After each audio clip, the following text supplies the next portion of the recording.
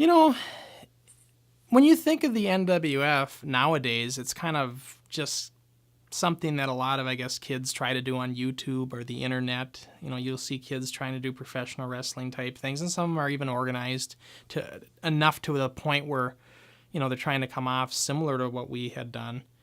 But I've never come across anybody that has been as organized and as devoted and as professional as we were back in the 1980s. And I'm not saying that braggadociously.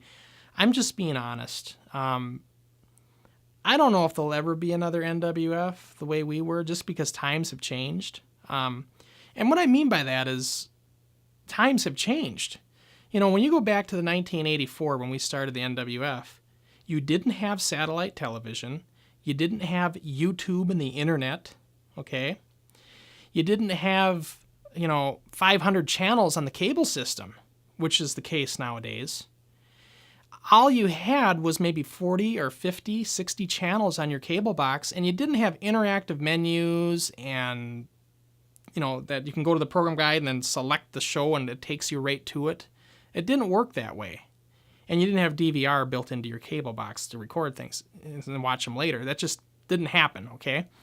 So what you had was a remote control, and you had to basically channel surf to see what you wanted. There was a program guide, but it was just a rolling credit program guide, and you'd have to sit there and watch it and wait for and it took way too long. Nobody used that.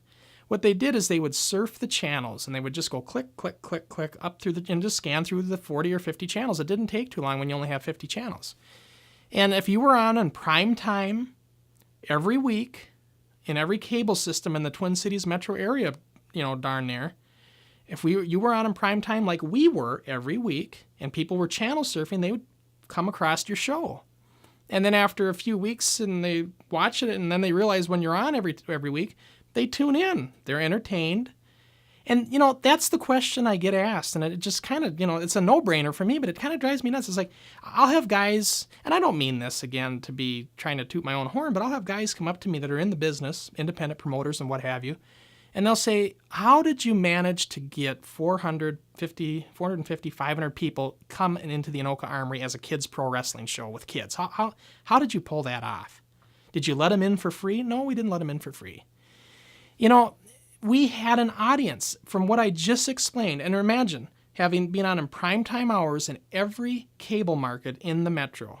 The Anoka system, that's where we started. Then you'd have the Brooklyn Park and Brooklyn Center system, the Roseville and Shoreview system, the White Bear Lake system, Minneapolis, St. Paul, Eden Prairie, Edina, that's Southwest system, and then down to Burnsville and Eagan, Bloomington, all having our show on and twice a week, primetime hours, regular time slot, 1984, 1985, 1986.